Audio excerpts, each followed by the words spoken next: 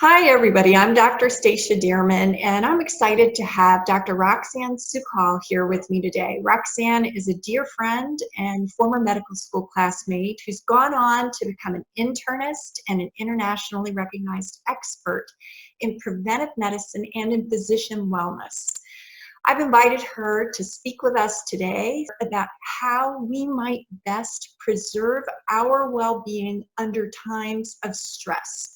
Good stress, bad stress, or some of the extraordinary stress that many physicians are facing in this particular historical moment.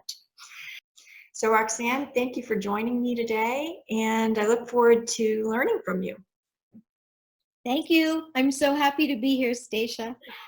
So I'd like for us to start by beginning to talk about your analogy for wellness. I've heard you talk about the 3 pillars of wellness, and I want to begin to explore that model a little bit and hope to help physicians to see how they might apply that in their lives right now. So I think about wellness as a pyramid with 3 major pillars: eating patterns, activity patterns, rest and relaxation patterns. There's tremendous synergy. So you go for a great walk, you sleep better that night. You get a lousy night's sleep, you circle the vending machines all day or the refrigerator. You eat too much, you don't feel like moving. Everything is connected, and we can leverage that synergy to make small improvements feel like $1,000,000. Now, in our society, most of us are focused on diet and exercise. I don't call them that. I call them eating patterns and activity patterns because I think that's less of a value judgment around them. But regardless of what you call them, that's what we're focusing on in Western society. And we're not giving consideration to the fact that R&R is one of the pillars. The thing is, if you don't address all 3 pillars, you lose all opportunities for synergy. And my suspicion deep inside is that R&R is not just one of the pillars. I think R&R may be the most foundational pillar. So the fact that we give it short shrift, that we don't even know it's there, makes it impossible to create synergy.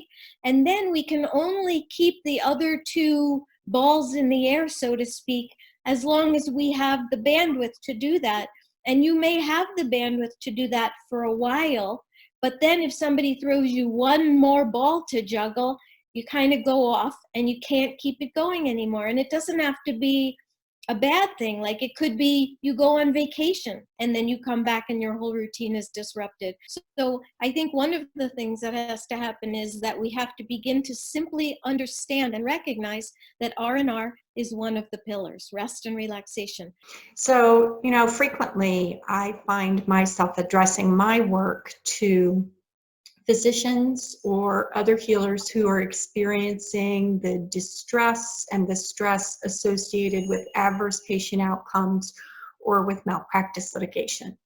Right now, in this historic moment, the medical community is confronted with the distress of the onset of the coronavirus pandemic.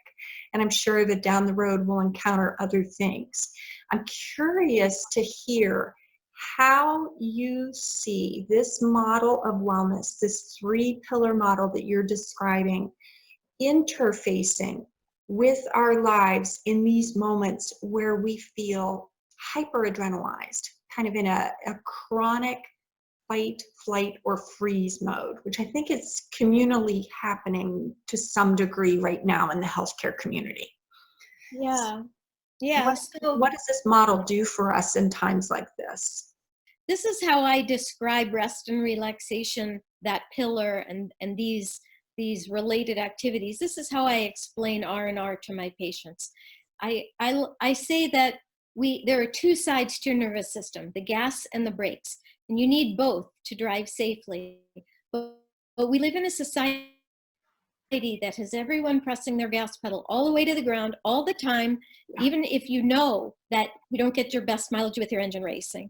But that's just kind of our default setting here. So the question is, if this is your gas pedal tone, which is high, and this is your brake pedal, which is not strong enough, the question is, how do you make that brake pedal stronger to make it a more worthy partner?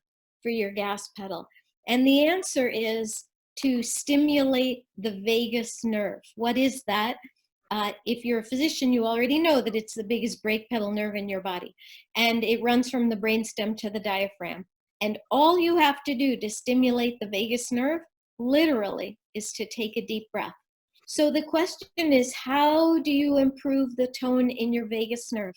And what I want to say about the specifics of your question is that it's even more important for us to do this when we're in a time of high stress.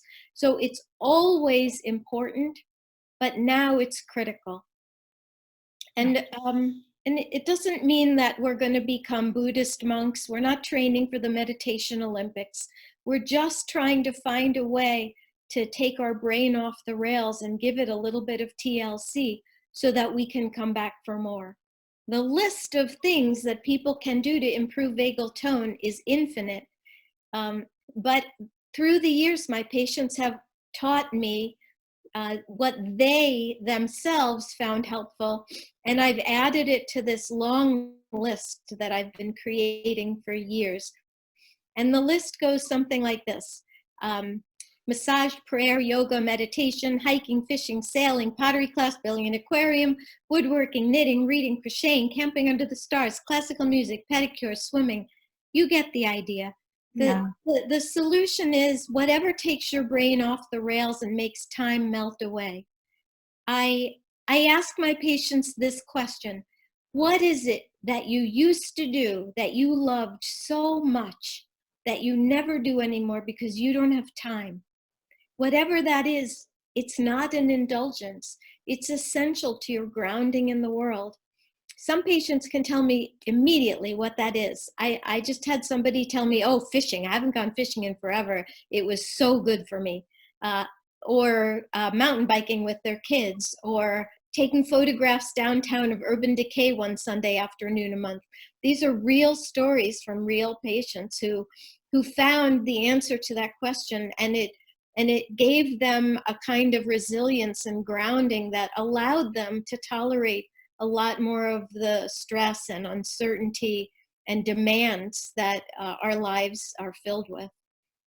I love what you're describing. I think it's making me think a lot of that concept of flow that Csikszentmihalyi described, where we get into an activity that we know takes us away from it all. And I'm thinking, maybe for any listener who's really in a time of very deep stress right now, maybe there is an intentional act that they could take part in of sitting down, pen and paper in hand, and just thinking, what is that activity for me? Or what are those activities? What can they be? Maybe it's something you can only do for 5 minutes today. But even that 5 minutes on that day off between your days in ICU right now is what you need, right? Maybe there is just something, some brief something to hit the pause button and to just be very intentional about finding those things. Right. The Buddhists have a saying that we should all be meditating for 20 minutes every day. But if you don't have time to meditate for 20 minutes, then you should meditate for 40.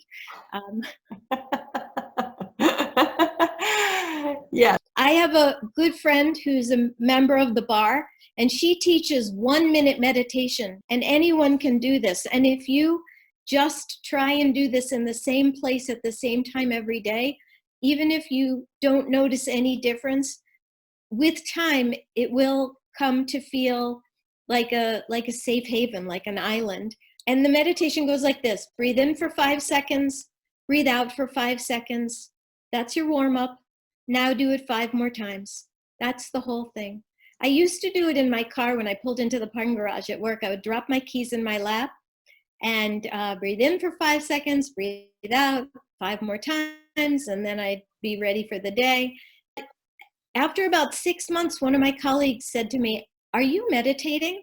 And I was stunned that he noticed there was a difference, but I think I had become a tiny bit less reactive and a little bit more reflective, maybe. I don't know what he was seeing. It took a year, so it took another 6 months before I noticed any difference. But now I would say years later that I wouldn't trade it for anything. It's such an important part of my ritual in the morning. And I don't do it in the car anymore, and I don't just do 1 minute anymore. But it's increased organically. You know, I didn't set a timer or decide that I was going to do more. I just do. And I feel like it helps a lot. Very nice. I'm just thinking about the fact that we're all getting so many messages right now with coronavirus about washing our hands for 20 full seconds at a minimum. And I'm thinking, you know, even the person who's the most harried can do 2 inhale, exhale cycles, right? 5 seconds in, 5 seconds out, 5 seconds in, 5 seconds out, every time they wash their hands. And for those of us in clinical settings, there's no option but to be doing that serious, frequent hand washing. So over the course of the day, that's going to add up to a fair amount of meditation. If you can just pause and give yourself permission to experience the warm water, experience the soap, experience the breathing, and then move on. I'm with you 1,000%. Well, anything else that you want to tell us about the brief overview of the 3 pillars? I love this idea that they all interact. I'm thinking about the fact that as we increase our vagal tone, it's got to just shift the hormonal milieu in our body in some way. I'm thinking about cortisol and epinephrine coming down and other hormones rising, and how Yeah. beneficial that must be. I feel like we understand. At the end of the day, I feel like all of this is the tip of the iceberg. There's so little we really understand compared to what's out there. But Yeah. a little common sense goes a long way. And if you can hit the pause button, however you do it, whenever you do it, for however long you do it, I would hope that at the end of a year, you'd be able to say, wow, I'm doing a better job now than I was a year ago. There's not, there's not a goal here. There's not a way to tell if you're doing it right. In fact, the goal is not to clear your mind of all distractions. That's an impossibility. I think we have something like 10,000 thoughts a day, or maybe it's 10 million, I have no idea. But the brain isn't supposed to stop working. Just like racehorse got to race, the brain got to think. And so you're not going to stop your brain from thinking, but what is going to happen is that every time you realize you've become distracted and you return to the breath, or you return your attention to the breath, that's the benefit of meditation. So it doesn't matter if you're distracted. Some days I can barely keep my mind on what I'm trying to do, but that's okay. That's just part of the process. Yeah. Yeah. All right. Well, I think that's where I'm going to close things for now. Thank you, Roxanne. I hope everybody that you will tune in. I'm going to offer you another segment on each of those 3 pillars. So I hope that you'll join us.